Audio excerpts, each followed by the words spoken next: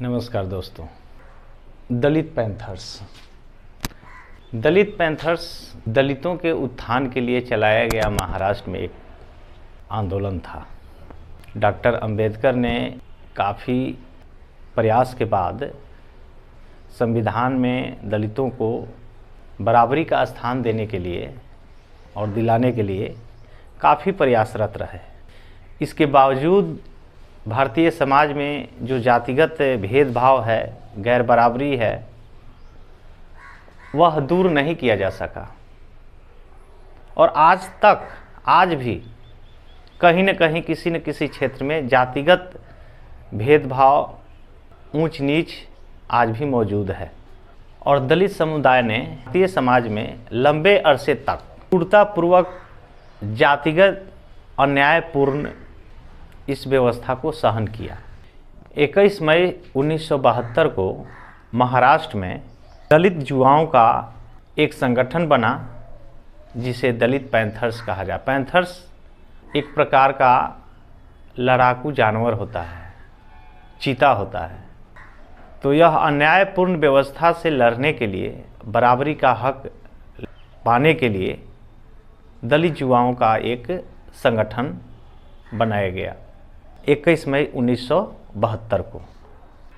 इनमें दलित लेखक और महार जो जाति वहाँ का दलित समुदाय में आता है, लेखक और कवियों का एक टीम बना जिसमें राजा ढाले, नामदेव ढसाल और जेवी पवार शामिल थे। वहाँ के दलित नौजवान साथियों को इकट्ठा करके, जो उस समय का शिक्षित प्रथम पीढ़ी था, भारतीय संविधान में मौजूद अधिकारों को, हकों के लिए आवाज़ उठाई। ये शिक्षित दलित युवक ज़्यादातर शहरों के झुग्गी झोपड़ी में पढ़ करके बड़े हुए थे। इसी क्रम में महाराष्ट्र में दलित हितों के लिए दावेदारी करने के लिए यह संगठन का निर्माण किया गया था। 1960 और 70 के दशक में दलितों के उत्थान और गैरबराबरी दूर करने के लिए भारतीय संविधान में प्रावधान करने के बावजूद भी यह मौजूद रहा और सामाजिक भेदभाव और हिंसा का बर्ताव जारी रहा। दलित महिलाओं के साथ तो दुर्व्यवहार होता ही था, व्यक्तिगत प्रतिष्ठा को लेकर के भी, छोटी छोटी बातों को लेकर के काफ़ी परेशान किया जाता था। दलितों पर हो रहे सामाजिक एवं आर्थिक उत्पीड़न को रोकने में तत्कालीन सरकार असमर्थ रहे और उस समय का निर्मित कानून बेअसर रहा। दूसरी तरफ रिपब्लिकन पार्टी ऑफ इंडिया जो एक राजनीतिक दल था, हालांकि दलित लोग इसे समर्थन कर रहे थे, लेकिन ऐसे दल चुनावी राजनीति में सफल नहीं हो पा रहे थे और इन्हीं सब कारणों से दलित पैंथर्स का निर्माण किया और जन कार्रवाई का रास्ता अपनाया। जन कार्रवाई का मतलब होता है जनता में जागरूकता फैलाने के साथ साथ जन आंदोलन का मुख्य उद्देश्य महाराष्ट्र के विभिन्न क्षेत्रों में दलितों पर हो रहे अत्याचारों से लड़ना था।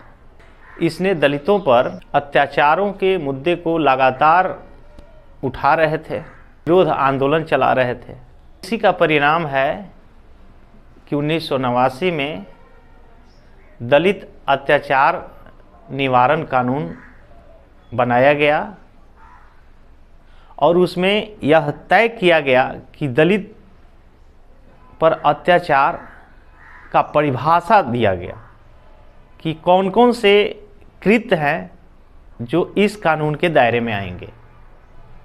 तो यह एक लोगों में, उच्च वर्गों में जो जातीय दंभता के कारण दलितों पर अत्याचार करते थे और दलितों पर अत्याचार अपना अधिकार समझते थे, उन लोगों में ये एक डर पैदा हुआ।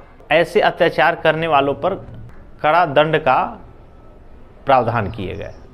बाद में दलित पैंथर्स बृहद रूप से विचारात्मक कार्यक्रम अपनाया। जाति प्रथा उन्मूलन, भूमिहीन गरीब किसानों का समस्याओं का निराकरण करना, शहरों के औद्योगिक गरीब मजदूरों पर हो रहे शोषण और अत्याचार जुल्म को समाप्त करना। दलित पैंथर्स द्वारा चलाया गया यह आंदोलन पढ़े लिखे लोग, खास करके भारतीय दलित युवाओं में एक प्रेरणा मिली और एक ऐसा मंच प्राप्त हुआ जहां वे सृजनशीलता से प्रतिरोध की आवाज़ बनाकर अपने मांगों को उठा सकते थे।